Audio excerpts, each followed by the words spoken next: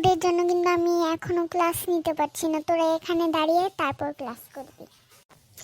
আচ্ছা, তোমরা কি জানো যে সম্রাট আকবরের কি হয়েছিল এবং তিনি কিভাবে এই কাজটি করতে পেরেছিলেন? No miss, no miss, no miss, miss আমরা কেউই জানি না। 1909 সালে তিনি কাজটি করেছিলেন, কিন্তু তার পিছনে তার আত্মীয় স্বজনরা অনেক ষড়যন্ত্র খাটিয়েছিল যাতে তিনি এই কাজগুলো না করতে পারে। কি রে দিশা, তুই জানলি কিভাবে? আসলে মিস আমাকে এটা পড়িয়ে ফেলেছিল, তাই বাসার টিচার। ও, তাহলে এই খবর, যদি এতই পড়ালেখা করিস তাহলে স্কুলে আসিস কেন?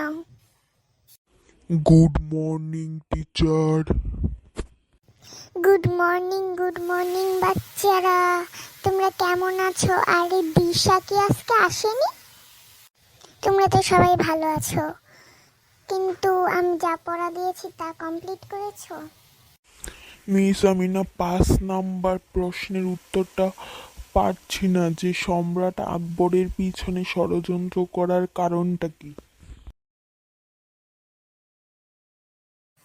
গুড মর্নিং মিস, আসলে আমার আসতে একটু দেরি হয়ে গেছে।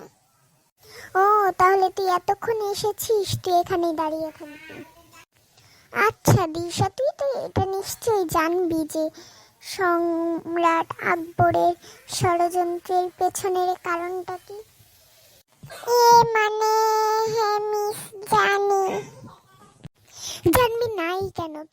তোকে তো বাসার টিচার সব পড়িয়ে ফেলেছে, তুই তো স্কুলে আসিস শুধু গল্প করার জন্য আর আমার ছাত্রছাত্রীদের পড়ালেখা নষ্ট করার জন্য। কি হয়েছে তোর আবার? মিস আমি আপনার সামনে আমার খাতাটা দিয়ে রেখেছি যে ভগ্নাংশের কয়টি রূপ আছে এবং ভগ্নাংশকে কিভাবে বিশ্লেষণ করা যায়।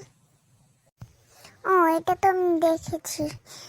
আচ্ছা শোন দিশা, যদি স্কুলে পড়ার ইচ্ছা থাকে তাহলে তুই যদি বাসার টিচারের নিয়মে কোনো কিছু করিস তুই 1 নাম্বারও পাবি না।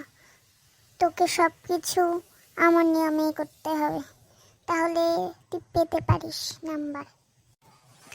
আচ্ছা ঠিক আছে।